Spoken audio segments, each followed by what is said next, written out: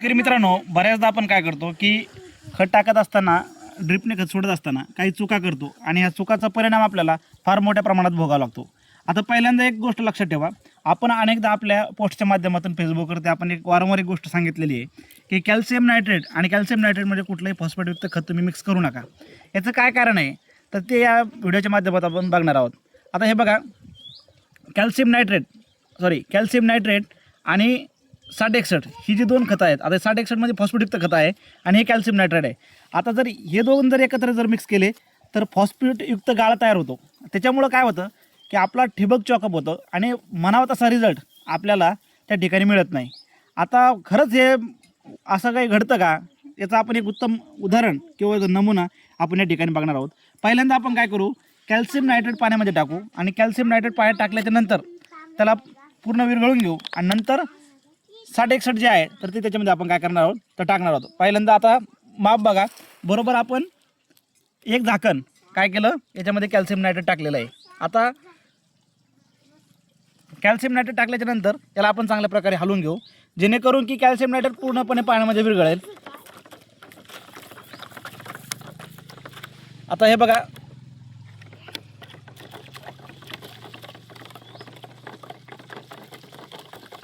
थोड्याफार सुविधांचा अभाव असल्या कारणाने काही गोष्टी आपण पूर्णतः प्रॅक्टिकली करून दाखवू शकत नाही, परंतु एक चांगल्या प्रकारे तुम्हाला दाखवण्याचा हा प्रयत्न आहे माझा. आता नेमकं काय होतं की वॉटर सोल्युबलमध्ये सुद्धा आपण 12-61 असो किंवा इतर कोणतेही खतं असो ते घेत असताना आपण किमतीकडे बघून काही वेळेस काय करतो की कमी किंमत असेल तर ठीक आहे, 12-61 कंटेंट एक सेम आहे बाबा, परंतु त्याच्यामध्ये जे रॉ मटेरियल वापरलेलं असतं त्याच्यावर सुद्धा खताची क्वालिटी ही अवलंबून असते. ही गोष्ट लक्षात ठेवली पाहिजे आपण. आता या ठिकाणी आपण जर बघितलं तर जवळपास कॅल्शियम नायट्रेट काय झालेलं आहे तर पूर्णपणे विरघळलेलं आपल्याला या ठिकाणी दिसतं. याच्यामध्ये कुठेही आपल्याला काय गाळ दिसत नाही. आता हे जे आहे ते काडीचा कचरा त्याच्यामध्ये गेलेला आहे, परंतु कॅल्शियम नायट्रेट याच्यामध्ये आपल्याला काय होतं तर पूर्णपणे विरघळलेलं आहे. परंतु आता काय होतं, ज्यावेळेस आपण फॉस्फेटयुक्त खतं याच्यामध्ये टाकतो तर त्यावेळेस याचा काय परिणाम होतो हे आता आपण बघू. आता याच झाकणाने आपण याचं एक माप घेतलं होतं आणि यानेच परत एक माप याच्यामध्ये आपण घेणार आहोत. आता या ठिकाणी आपण काय केलं, एकच झाकण 60-61चं घेतलेलं आहे.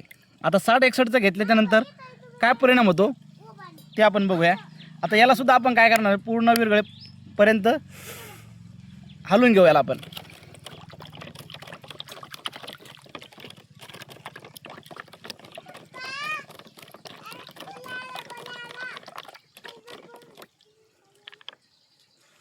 आता हे बघा, याच्यामध्ये तुम्हाला काय होतं, आता सूर्यप्रकाशाच्या याच्यामुळे आपलं तुम्हाला दिसतं नाही कॅमेऱ्यामध्ये, मला दाखवता येणार नाही, परंतु या ठिकाणी आपण जर बघितलं तर तुम्हाला जे 60-61 आहे ते पूर्णपणे विरघळलेलं दिसेल.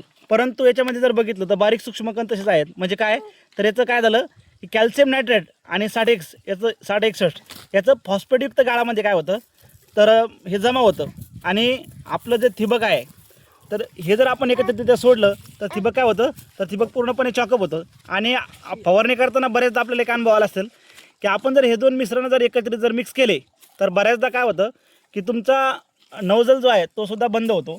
आणि नवजल बंद झाल्याच्यानंतर अशाच प्रकारे आता आपण बऱ्याचदा काय म्हणतो की मी गेल्या वर्षी ठिबक घेतलं होतं बाबा, पण हे चॉकअप का झालं, तर आपण अशा चुका मोठ्या प्रमाणात करतो. कारण की तुमचा पाण्याचा pH जर जास्त असेल तरीही 2-3 वर्ष काम हे काय करतं ठिबक करत असतं. परंतु चुकीचं मिश्रणाचे खतं जर तुम्ही ठिबकने जर सोडले तर तुमचा ठिबक हा 12 महिन्यातच काम दाखवतो.